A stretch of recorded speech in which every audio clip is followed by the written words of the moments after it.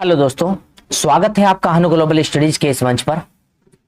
उम्मीद है कि आप सभी लोग स्वस्थ होंगे, अच्छे होंगे और अच्छी रूपरेखा में आने वाले एग्जाम की तैयारी कर रहे होंगे। आप हम लोगों ने जो परीक्षावाणी की सीरीज चलाई हुई है, आपके आने वाले सभी एग्जाम के लिए जो उत्तराखंड में है उनके लिए सभी एग्जाम के लिए इंपोर्टेंट सीरीज है। और एक महत्वपूर्ण सब्जेक्ट हम लोग यहाँ पर जी परीक्षावाणी का लेकर चले जो उत्तराखंड में, इसमें अध्याय नंबर 5 पर हम लोग काम करेंगे। इससे पहले हम लोगों ने अलग अलग जगह से जो इंपोर्टेंट चैप्टर है उन पर काम किया है। अब हम लोग काम करेंगे उत्तराखंड नदी तंत्र, झीलें, ग्लेशियर, कुंड व प्रपात। अभी हमने 6 चैप्टर पर काम किया है, उसमें केवल 1 रिपोर्ट छोड़ी है, उसे भी आप लोग हम लोग करवा देंगे अंडरलाइन वहां पर। लेकिन उससे पहले हम लोग जो 5 पर काम करें उस पर कर लेते हैं। जरा जी आइए, जरा जी यहाँ पर मेन टॉपिक है जो उस पर देखेंगे। सबसे पहले जो हम लोग काम करेंगे उत्तराखंड नदी तंत्र, झील, ग्लेशियर, कुंड व प्रपात, इसकी बात कर रहे हैं हम लोग। देखो इसमें जरा देखते हैं, यहाँ पर जो इंपोर्टेंट है टॉपिक उसे देखते हैं।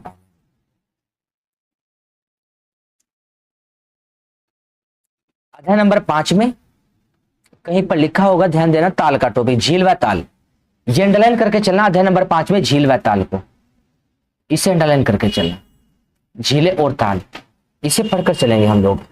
तो देखेंगे जरा झील और ताल को, जो हम लोग देखें यहां पर लिखा है झीलें और ताल में अपने देश में कई प्रकार की झीलें पाई जाती है। भारत में अनेक प्रकार की झीलें मिलती है, जैसे विवर्तनी की झील और जैसे ज्वालामुखी से बनी झील, लैगून या अनूप झील, वायुजनित झील और हिमानी झील। उत्तराखंड की झीलें अधिकांशतः कैसी है? हिमानी अंडरलाइन करेंगे। उत्तराखंड की झीलें अधिकांशतः कैसे मिली है? हिमानी निर्मित झीलें मिली है, जो उत्तराखंड की हम लोग पढ़े। भारत में अनेक प्रकार की झीलें हैं, इन्हें हम लोग डिटेल से समझाकर चलेंगे भारत के भूगोल में। आपको लोगों को जब भारत का भूगोल पढ़ेंगे कि विवर्तनी की झील कैसी होती है, ज्वालामुखी झील कैसी होती है और लैगून या अनूप झील कैसी होती है और वायुजनित कैसी बनती है। अभी हिमानी निर्मित झील है जो उत्तराखंड में हम लोग देखकर चलेंगे। जो बर्फ की चट्टान है, उन बर्फ की चट्टानों से नीचे घाटी में जो गड्ढे बने हुए हैं उनमें जल आता है, वहां पर बर्फ की चट्टानों से नीचे वही हिमानी निर्मित झील बन जाती है। अब देखो प्रश्न यहाँ पर जो ऊपर है उसे भी देख लेते हैं। विवर्तनी की झील का उदाहरण कश्मीर की वुलर झील, अंडरलाइन करेंगे। वुलर झील कहां पर है? तो कश्मीर में। और वुलर झील की झील का उदाहरण विवर्तनी की, अंडरलाइन करेंगे। इसी के साथ में जो ज्वालामुखी झील है, ये कौन सी मिलेगी भारत में? ज्वालामुखी झील महाराष्ट्र में एक झील है, उसका नाम है लोनार। तो लोनार झील कैसी झील है महाराष्ट्र में? तो हम लोग कहेंगे एक ज्वालामुखी से बनी झील है। इसी को क्रेटर झील भी कहते हैं।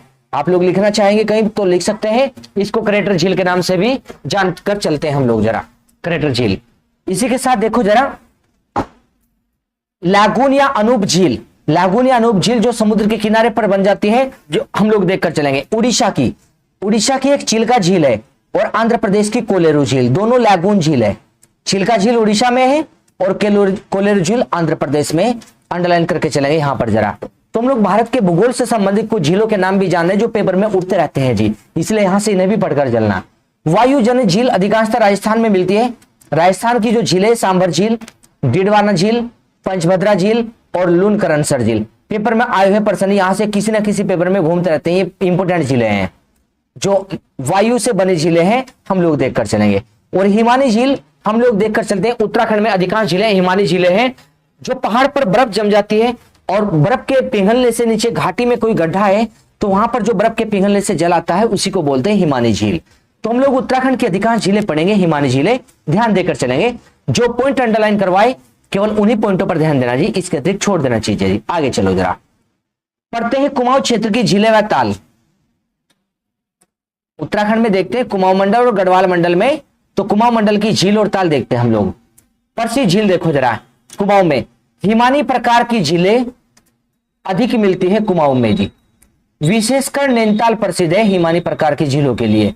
अगर कुमाऊं में बात करें कि सर्वाधिक झीलें या ताल कहां पर है, तो नैनीताल में है सर्वाधिक झीलें व ताल। देखो लिखा भी है, झीलों की अधिकता के कारण नैनीताल को झीलों की नगरी कहते हैं या सरोवर नगरी कहते हैं। तो सबसे ज्यादा कुमाऊं में झील कौन से जिले में है? वो नैनीताल जिले में है। और नैनीताल को ही क्या बोलते हैं? झीलों की नगरी या सरोवर नगरी के नाम से जानकर चलते हैं हम लोग नैनीताल को जी। तो नैनीताल में सबसे ज्यादा झीलें पाई जाती है, ध्यान देकर चलेंगे जरा। और देखो जरा इसके बाद जी,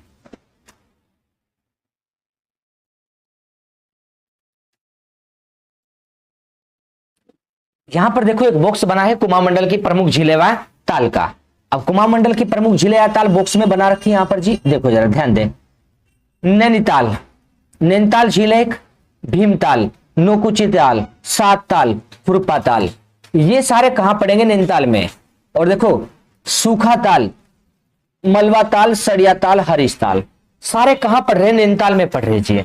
तो हम लोग नैनीताल के जो ताल है उन्हें देखकर चले कि कौन कौन से ताल नैनीताल में पढ़ रहे हैं। यहां पर पहला पॉइंट तो यही लेकर चलना हमें कि नैनीताल में कौन कौन से ताल पड़े हुए जी, इसी चीज को हम लोग लेकर चलेंगे। जरा ध्यान दीजिए जरा। अब देखो यहां पर नैनीताल, नैनीताल का उपनाम अंडरलाइन करके चलेंगे, इसे त्रिऋषि सरोवर भी कहते हैं नैनीताल को। इसी के साथ में भीमताल के विषय में पढ़ो। भीमताल का आकार त्रिभुजाकार है, अंडरलाइन करेंगे। कहां है भीमताल? नैनीताल में। आकार कैसा है? त्रिभुजाकार। और देखो पानी कैसा है जी? गहरा नीला। और कुमाऊं क्षेत्र की सबसे बड़ी झील या ताल कौन सा है जी? भीमताल। इंपोर्टेंट है जी, लाइन अंडरलाइन करेंगे इसे, इंपोर्टेंट है ये। कुमाऊं की सबसे बड़ी झील या ताल क्या है? तो हम लोग देखें जी भीमताल। यहां पर कुमाऊं की सबसे बड़ी झील या ताल है यहां पर जी, अंडरलाइन करेंगे भीमताल को इसे जी। तो देखो कैसा आकार है? त्रिभुजाकार। और कुमाऊं में सबसे बड़ा ताल कौन सा मिला? भीमताल। और त्रिऋषि सरोवर किसे कहते हैं? तो नैनीताल को। नोकुचिया देखो उत्तराखंड में प्रश्न है, नोकुचिया कहां है? नैनीताल में। नो कोनों वाला ताल है जी, इंपोर्टेंट। नो कोनों वाला ताल है नोकुचिया। और कुमाऊं का सबसे गहरा ताल है, अंडरलाइन करेंगे गहरा। अब देखो कुमाऊं का सबसे बड़ा कौन है? भीमताल। और सबसे गहरा नोकुचिया। नो कोनों वाला नोकुचिया और त्रिभुजाकार भीमताल। और त्रिऋषि सरोवर है नैनीताल, अंडरलाइन करेंगे जो फैक्चुअल डाटा है यहां पर जी बुक्स में। उसी के बाद सात ताल देखो, सात ताल सात छोटे छोटे तालों का समूह है जी ये। और कहां है सात ताल? भी नैनीताल में। तो नैनीताल के ताल देख रहे हैं। अब देखो कई तालों से मिलकर बना है जी सात ताल। आकृति कैसी है जी? अशुखुर के समान। अशुखुर मतलब घोड़े का जो खुर होता है उसके समान, घोड़े के पैर का जो खुर है उसके समान किस आकृति है? किसकी जी? सात ताल की। और इसमें अनेक ताल है। इसी में कौन कौन से ताल है? गरुण ताल, राम लक्ष्मण सीता ताल। और देखो यहीं पर और क्या मिलेगा? राम लक्ष्मण सीता ताल के साथ में ही भरत ताल भी लिख सकते हैं, भरत, भरत ताल लिख सकते हैं। भरत के साथ में शत्रुघ्न भी लिख सकते हैं, शत्रुघ्न। तो भरत और शत्रुघ्न ताल ये भी नोट कर सकते हैं हम लोग यहां पर जी। तो भरत और शत्रुघ्न ताल कहां मिलेंगे? तो हम लोग देखेंगे सात ताल में मिलेंगे, अंडरलाइन करके चलना सात ताल को। और देखो यहां पर जी और क्या लिखे जी? गरुण ताल। और एक क्या लिखा? राम लक्ष्मण सीता ताल। और एक क्या है जी? नल दमयंती ताल, नल दमयंती ताल। पांच कोनों वाला ताल कौन सा है? तो नल दमयंती, अंडरलाइन करके चलेंगे पांच कोनों वाला। नीचे हम लोग डिटेल पढ़ेंगे नल दमयंती ताल में कैसी मछलियां पाई जाती है, वहां पर मछलियां नहीं पकड़ी जाती है जी, नीचे डिटेल में पढ़ेंगे, अभी बुक्स को बता रहे केवल। राम लक्ष्मण सीता ताल, भरत और शत्रुघ्न ताल ये कहां पढ़ रहे हैं जी? हम लोग देखकर चलेंगे सात ताल में पढ़ रहे हैं। और सात ताल कहां पर है? नैनीताल में।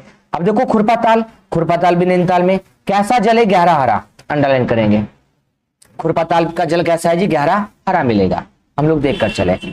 हमने अभी तक जो बातें पढ़ी है ध्यान देना। नैनीताल के विषय में पढ़ा, इसे त्रिऋषि सरोवर कहते हैं। भीमताल के विषय में पढ़ा, त्रिभुजाकार है और कुमाऊं का सबसे बड़ा है। और सारे कहां पढ़ रहे हैं? नैनीताल में। नोकुचिया के विषय में पढ़ा, नैनीताल में। नो कोनों वाला है और कुमाऊं का सबसे गहरा ताल है। और देखो उसके सात ताल को पढ़ा, कई छोटे छोटे तालों से बना, मतलब सात ताल है इसमें लगभग। और आकृति कैसी? घोड़े के खुर के समान, अशुखुर के समान। इसमें कौन कौन से ताल है? गरुण ताल, राम लक्ष्मण सीता ताल और नल दमयंती ताल। एक भरत ताल लिखना और एक शत्रुघ्न ताल भी इसी में लिखकर चलना, जो सात ताल में हमें मिलेगा देखने को। और जो गरुण ताल लिखा है, गरुण, इसमें ओबलिंग लगाकर लिख सकते हैं पन्ना ताल। गरुण का नाम दूसरा पन्ना भी है, तो गरुण या पन्ना ताल एक ही बात है, आप लोग लिख कर चलना इसे भी। अब देखो राम सीता लक्ष्मण भरत शत्रुघ्न, गरुण या पन्ना और नल दमयंती, इन मुख्य तालों से मिलकर बना है जी जो सात ताल है। खुरपा ताल को देखा, गहरा हरा जल, पांच कोनों वाला नल दमयंती। आगे आइए नैनीताल के अन्य ताल देखो, ये लिखा नैनीताल, और ये सारे ताल यहां तक के जी, यहां तक के ताल सारे नैनीताल के हैं, सारे नैनीताल के ताल है। सूखा ताल, मलवा ताल, सड़िया ताल, हरीश ताल, सारे कहां मिले जी? नैनीताल में मिले। हम लोग सारे तालों को अगर देखकर चले तो कहां पर है जी? नैनीताल में जी, सारे ताल जी। तो देखिए जरा, हमने नैनीताल के तालों को जाना जी यहां पर जी। इसी के साथ उधम सिंह नगर में देखो जरा, उधम सिंह नगर में, उधम सिंह नगर में हम लोग देख रहे हैं यहां पर जी एक गिरिताल, गिरिताल और एक द्रोण ताल, दोनों कहां है जी? उधम सिंह नगर में। गिरी और द्रोण दोनों उधम सिंह नगर में मिलेंगे, गिरी और द्रोण काशीपुर के पास है दोनों, गिरिताल भी और द्रोण ताल भी उधम सिंह नगर में किसके पास मिले? काशीपुर के। यहीं पर एक नाम और भी नोट कर सकते हैं, हरिपुरा ताल, हरिपुरा ताल और एक बैगुल जलाशय। हम लोग यहां पर उधम सिंह नगर में ही दो नाम और लिख रहे हैं, एक तो बैगुल, बैगुल जलाशय, बैगुल जलाशय लिख सकते हैं, बैगुल जलाशय, और एक क्या लिख सकते हैं जी, हरिपुरा जलाशय। एक है हरिपुरा, हरिपुरा जलाशय, बैगुल जलाशय और हरिपुरा जलाशय। ये भी कहां है, उधम सिंह नगर में। तो गिरिताल को पढ़ा है, द्रोणताल को पढ़ा है, बैगुल जलाशय को पढ़ा है और हरिपुरा जलाशय को पढ़ा है। ये कहां मिल रहे हैं हमें, उधम सिंह नगर में मिल रहे हैं। यहां पर हम लोग जो देखकर चले उधम सिंह नगर में जी। तो चार तालों के नाम हमने उधम सिंह नगर में देख ले। यहां पर जी जो मुख्य ताल थे केवल उनकी बात कीजिए हमने उधम सिंह नगर में। अगर लिखना चाहेंगे तो यहां पर एक नाम और भी लिख सकते हैं, बोर। हम लोग देखकर चलेंगे यहां पर जी, एक बोर बांध, बोर जलाशय यहीं पर जी उधम सिंह नगर में, बोर जलाशय, बोर जलाशय भी लिख सकते हैं उधम सिंह नगर में। बोर जलाशय हम लोग कहां देख सकते हैं, उधम सिंह नगर में, यहां पर जी। और एक धोरा बांध उधम सिंह नगर में एक लिख सकते हैं जी, धोरा जलाशय, धोरा जलाशय। तो हमने उधम सिंह नगर के मुख्य बांध या जलाशय की बात की यहां पर जी। अब देखो बागेश्वर में, बागेश्वर का बहुत प्रसिद्ध है ये ताल भी, बागेश्वर का और अल्मोड़ा का जो नीचे है। बागेश्वर में पढ़ेंगे जी सुकुंडा, सुकुंडा ताल बागेश्वर में। और तड़ाग ताल कहां पर है जी, अल्मोड़ा में, तड़ाग ताल। और श्यामा ताल कहां है, चंपावत में, श्यामा ताल। विशेषता पढ़ेंगे जी इनकी, अभी केवल बॉक्स में समझा रहे आपको। श्यामा ताल कहां है, चंपावत में। इसका जल कैसा जी, श्याम रंग का है। और विवेकानंद आश्रम बना जी इसके पास में, श्यामा ताल के पास। दोनों पॉइंट इंपोर्टेंट है, श्याम रंग का जल मिलता है और विवेकानंद आश्रम बना है श्यामा ताल में। तड़ाग ताल कहां है, अल्मोड़ा में। तड़ाग के साथ एक और लिख सकते हैं, नागदेव, नागदेव, नागदेव ताल कहां मिलेगा, तो ये भी कहां मिलेगा हमें, अल्मोड़ा में। तो तड़ाग ताल और नागताल, नागदेव ताल, ये कहां मिल रहे हैं हमें, अल्मोड़ा में मिल रहे हैं, जो हम लोग देखकर चलेंगे यहां पर जी। इसी के साथ में एक भालू बांध भी देख सकते हैं, कहां, अल्मोड़ा में। अल्मोड़ा में क्या लिख सकते हैं, भालू बांध, भालू बांध कहां है जी, अल्मोड़ा में। तो हमने जाना भालू बांध, तड़ाग ताल, नाग देवता, नाग देवता ताल। तो नाग देवता ताल कहां मिल रहे हैं, अल्मोड़ा में। तड़ाग ताल भी अल्मोड़ा में जी, यहां पर जी। श्यामा ताल कहां है, चंपावत में। झिलमिल ताल इंपोर्टेंट है जी, झिलमिल ताल चंपावत में। श्यामा और झिलमिल दोनों चंपावत में जी। और टनकपुर के पास है, हम लोग देखेंगे जी झिलमिल ताल। झिलमिल ताल की विशेषता आगे दी हुई है, जब हम लोग पढ़ेंगे झिलमिल ताल को तो उसकी विशेषता आगे लिखी हुई है, जो झिलमिल ताल की यहां पर जी। तो हम लोग देखकर चलेंगे झिलमिल ताल में है जी। और चंपावत में, यहीं पर चंपावत में एक ताल और लिख देते हैं हम, स्वामी, स्वामी ताल, स्वामी ताल चंपावत में है जी। तो झिलमिल ताल, श्याम ताल और स्वामी ताल, ये भी कहां मिल रहे जी, चंपावत में मिल रहे, जो हम लोग देखकर चलेंगे जी। आगे आइए जरा। तो हमने बॉक्स से संबंधित कुछ बातें आपको पढ़ाई है यहां पर, जो बॉक्स में देखेंगे हम लोग जी। आइए जरा इसे छोटा कर देते हैं थोड़ा, ये आपके, ये देखिए जरा, हमने बॉक्स से संबंधित यहां पर बात की है आपकी, जो बॉक्स में यहां पर लिखी थी उन्हें समझा जी। आगे आइए अब देखते हैं डिटेल में, जो किताब में दिया हुआ वहां से क्या पढ़ोगे क्या छोड़ोगे जी। भीमताल देखो जरा, ये लिखा है भीमताल। भीमताल देखिए हम लोग क्या है जी, कुमाऊं क्षेत्र का सबसे बड़ा ताल या झील है भीमताल। अंडरलाइन करके चलेंगे जितनी बात बता रहे। कहां ये, नैनीताल में, नैनीताल जिले में है। और कुमाऊं की सबसे बड़ी झील या ताल है। अब सबसे बड़ी है तो इसकी लंबाई कितनी है, 1674 मीटर। लंबाई कितनी, 1674। चौड़ाई कितनी है, 447 मीटर। लंबाई 1674 है और चौड़ाई 447 मीटर है। और गहराई कितनी है जी, 26 मीटर। क्योंकि सबसे बड़ा है तो हमें इसकी लंबाई, चौड़ाई और गहराई मालूम होनी चाहिए। हमने कहा नैनीताल का या कुमाऊं का सबसे बड़ा ताल भीमताल है, जो हम लोग पढ़कर चले। और इसका जल कैसा है, गहरा नीला। अंडरलाइन करेंगे। किस लिए प्रसिद्ध हो रहा है ये, कमल व कमल ककड़ी के लिए प्रसिद्ध है। कौन सा ताल जी, वो है जी भीमताल। दोनों बात को अंडरलाइन करेंगे। गहरा नीला जल है और देखो कमल व कमल ककड़ी के लिए प्रसिद्ध है। और ऊपर इसका आकार छूट गया था, इसी पे अंडरलाइन करें। आकार कैसा है, त्रिभुज के आकार का। हमने पढ़ा भीमताल के विषय में क्या क्या पॉइंट पढ़ने, केवल उतनी बात बता रहे हैं आपको जी, कि भीमताल कुमाऊं का सबसे बड़ा ताल है। लंबाई 1674, चौड़ाई 447, गहराई है 26 मीटर, आकार है त्रिभुजाकार, जल गहरा नीला है और कमल ककड़ी के लिए प्रसिद्ध है, जो हम लोग भीमताल के विषय में जानकर चले यहां पर। तो हमने भीमताल के विषय में जाना, जो नैनीताल का एक ताल है। अब देखो भीमताल का एक नाम और यहां पर हम लोग विशेषता को पढ़कर चलेंगे। भीमताल में ही विक्टोरिया, इसे विक्टोरिया ताल भी कहते हैं। इसे हम लोग लिख देंगे यहीं पर ऐड करके, विक्टोरिया। इसे विक्टोरिया ताल भी कहते हैं। विक्टोरिया ताल भी कहते हैं, लिख देना आप लोग जरा। विक्टोरिया ताल के नाम से भी जानते हैं किसको जी? भीमताल को जी। और विक्टोरिया ताल कहते हैं, यहीं से एक नदी निकलती है, उसका नाम है पुष्पभद्रा। लिख भी सकते हैं आप लोग भीमताल में पुष्पभद्रा नदी, पुष्पभद्रा नदी, पुष्पभद्रा नदी यही बहती है, यही बहती है, पुष्पभद्रा नदी यही बहती है। अंडरलाइन करके चलेंगे और नोट करके चलेंगे भीमताल को जरा। तो हमने भीमताल के विषय में जो भी महत्वपूर्ण पॉइंट थे उन्हें समझाए। आगे चलिए जरा। नाम है जी नौकुचिया ताल। नौकुचिया ताल को देखो जरा, नौकुचिया ताल। नौकुचिया ताल के विषय में जानते हैं, जो नैनीताल में है। कुमाऊं क्षेत्र की सबसे गहरी झील है, अंडरलाइन करेंगे। कुमाऊं में सबसे बड़ा ताल भीमताल और सबसे गहरा नौकुचिया। नौकुचिया की गहराई याद रखेंगे, कुमाऊं की सबसे गहरी तो गहराई है 40 मीटर। और इस झील के 9 कोने हैं। इस झील के क्या मिले जी? 9 कोने। हमने कहा कुमाऊं की सबसे गहरी झील है, 9 कोने हैं और 40 मीटर गहराई है। और किस लिए प्रसिद्ध है? पक्षियों के निवास के लिए। पक्षियों के निवास के लिए यह झील उत्तम है।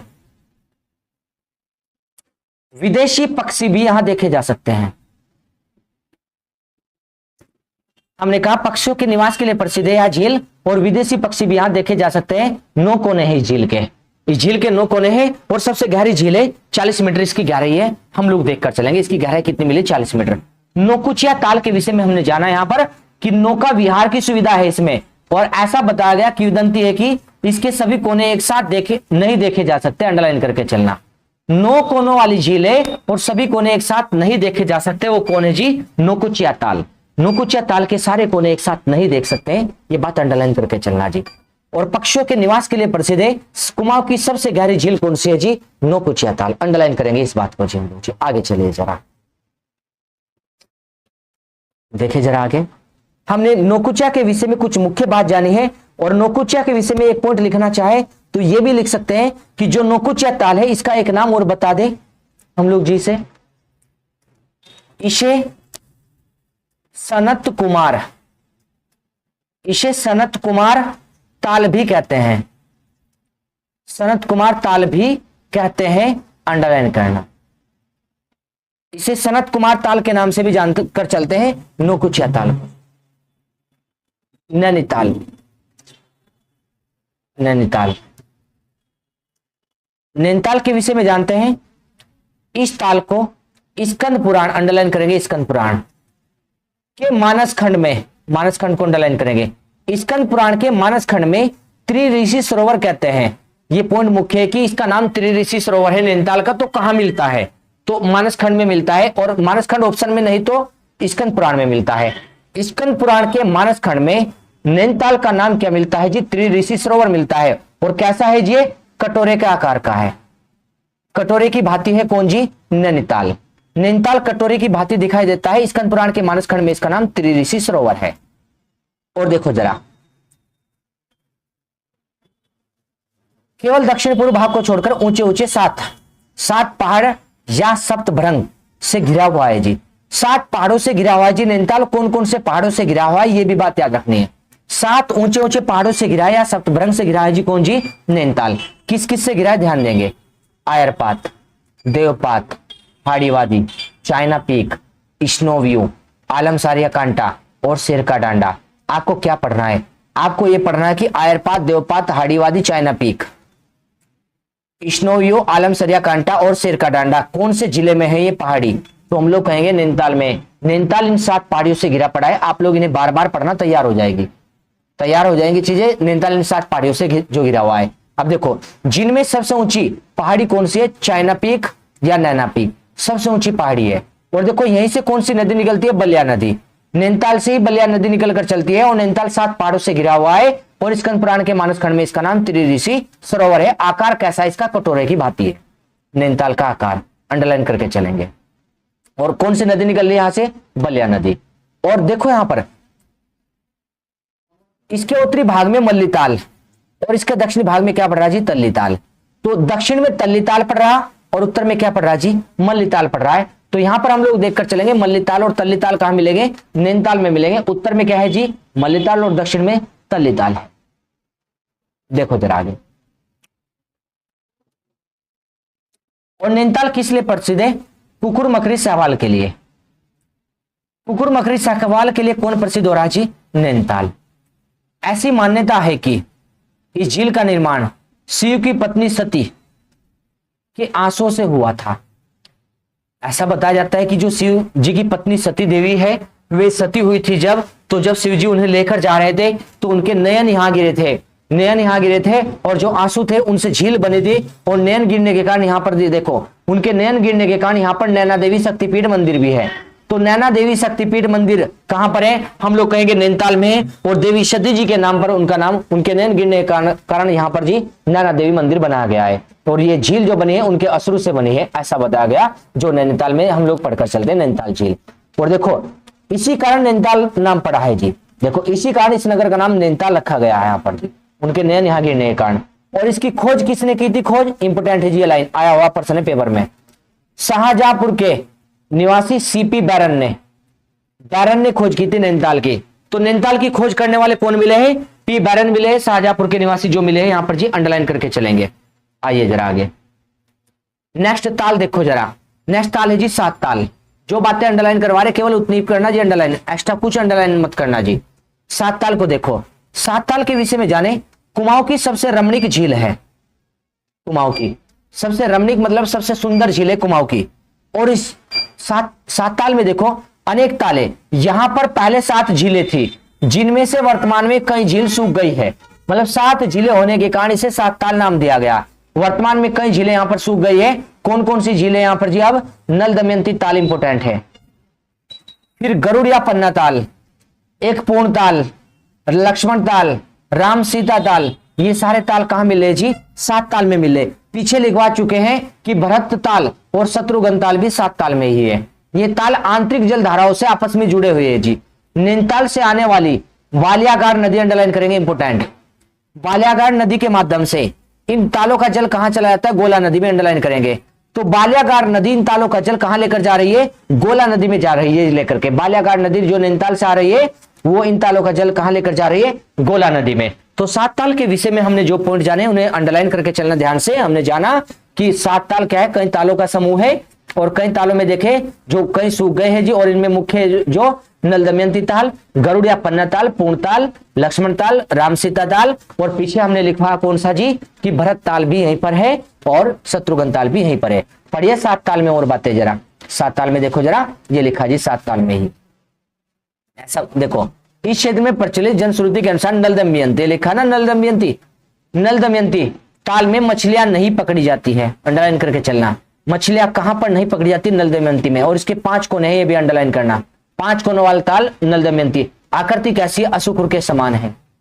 आकृति कैसी मिली इसकी? अशुकुर के समान आकृति। गहराई कितनी है? 19 मीटर। इसे छोड़ देंगे गहराई को। तो केवल देखिए आकृति अशुकुर के समान है, जानवर के खुर के समान। अशु क्या है जी? घोड़े के खुर के समान आकृति मिली है और 5 कोनों वाला है नल दमयंती ताल। और मछलियां यहां नहीं पकड़ी जाती है। 7 ताल में ही शामिल है नल दमयंती। आगे देखे जरा जी, आगे जी खुरपा ताल। खुरपा ताल देखे जरा। खुरपा ताल जो लिखा है यहां पर जी, ये देखे जरा खुरपा ताल। खुरपा ताल के विषय में जानेंगे हम लोग। जो देखेंगे इस ताल का जल गहरा हरा है, अंडरलाइन करेंगे, गहरा हरा। और जानवर के खुर के समान इसका आकार है। आकार देखकर चलेंगे, जानवर के खुर के समान। और सीढ़ी नुमा खेत यहां पर है, हम लोग देखकर चलेंगे खुरपा ताल। खुरपा ताल का जल गहरा हरा है, जानवर के खुर के समान है और सीढ़ी नुमा खेत यहां पर मिल रहे हैं। सीढ़ी नुमा खेत मिल रहे हैं यहां पर जी, जानवर के खुर के समान है और गहरा हरा जल मिलता है। तो खुरपा ताल को देखकर चल रहे हैं हम लोग। जो खुरपा ताल है, खुरपा ताल के विषय में हम लोग जानेंगे। यहां पर गहरा हरा जल है, जानवर के खुर के समान है और सीढ़ी नुमा खेत है यहां पर जी। द्रोण सागर को देखो जरा आगे। द्रोण सागर, द्रोण सागर में देखें। द्रोण सागर कहां है? उधम सिंह नगर में अंडरलाइन करेंगे। काशीपुर के पास है, बस ये बात अंडरलाइन कर लो। उधम सिंह नगर के में काशीपुर के पास द्रोण सागर है। पीछे पड़ा जी गिरिताल, द्रोण ताल वही है ये उधम सिंह नगर वाले। अब देखो जरा, आइए जरा यहां पर जरा। यहां पर लिखा है इस ताल के पास गुरु द्रोण ने अपने शिष्यों को धनुर्विद्या शिक्षा दी थी। इस ताल के पास गुरु द्रोण ने अपने शिष्यों को धनुर्विद्या शिक्षा दी थी। गुरु द्रोण की भव्य प्रतिमा इस ताल के किनारे पर है। तो गुरु द्रोणाचार्य की भव्य प्रतिमा कहाँ मिल रही है जी? इस ताल पर मिल रही है। और देखो गिरिताल कहाँ है? उधम सिंह नगर में। उधम सिंह नगर में काशीपुर में ही क्या पड़ेगा? गिरिताल। और देखो यहीं पर क्या है जी? चामुंडा देवी, संतोषी माता, नागनाथ और मनसा देवी के मंदिर भी है। हमारे लिए ध्यान देना जरा, जो गिरिताल और द्रोण ताल मुख्य ताल है उधम सिंह नगर में, और बाकी ताल उधम सिंह नगर के हम लोग पीछे लिखवा भी चुके हैं जी आपको जी। अब हम लोग तो केवल किताब में जहां अंडरलाइन करने की चीजें हैं, जो अनावश्यक चीजें वो छोड़ रहे और जो आवश्यक चीजें वो अंडरलाइन करवा रहे हैं। आगे देखे जरा झिलमिल ताल। झिलमिल ताल के विषय में जानेंगे, इंपोर्टेंट है ये, पेपर में आता रहता है ये ताल जी झिलमिल। ये चंपावत में टनकपुर के पास है, चंपावत में जी। और देखो इसके विषय में जानेंगे, झिलमिल ताल की आकृति गोल है। प्रश्न बनता है कि गोल आकृति का तल कौन है? झिलमिल ताल। और गहरा नीला जल है जी, इसका आकृति गोल है, ये इंपोर्टेंट है जी। झिलमिल ताल चंपावत में। श्यामा ताल भी कहां है? श्यामला ताल जो लिखा है चंपावत में। इसका जल कैसा है जी? हम लोग देखकर चले, श्याम रंग का। चंपावत जिले में है ये, और जल कैसा है जी? श्याम रंग का जल है। और देखो इसी में और क्या पढ़ना जी? श्यामा ताल में जी। आइए जो इंपोर्टेंट होगा वही। सफेद कमल पुष्प के लिए प्रसिद्ध है। सारी चीजें छोड़ देना जो बता रहे, केवल इतनी बात लिखना जी आप लोग जी, जितनी बताई जा रही जी केवल जी, बाकी चीजें छोड़कर चलना जी, आवश्यक नहीं जी। और सफेद कमल पुष्प के लिए कौन प्रसिद्ध है? तो हम लोग जानकर चलेंगे जी, उस ताल का नाम मिलेगा जी श्यामा ताल। सफेद कमल पुष्प के लिए प्रसिद्ध है जो श्यामा ताल पड़े। उसी के साथ में यहां पर और क्या मिलते हैं जी चंपावत में? सूखा ताल भी है, नाग ताल भी है, स्वामी ताल भी है। तीनों नाम, सूखा ताल, नाग ताल, स्वामी ताल, श्यामा ताल और झिलमिल ताल, ये सारे कहां जी? चंपावत में। तो 5 नाम लिए यहां पर चंपावत के तालों के। श्याम रंग का ताल श्यामा ताल का है, गोलाकृति का झिलमिल है, और सफेद कमल पुष्प मिलते हैं श्यामा ताल में। इसके बाद में 3 ताल और देख ले, सूखा, नाग और स्वामी ताल।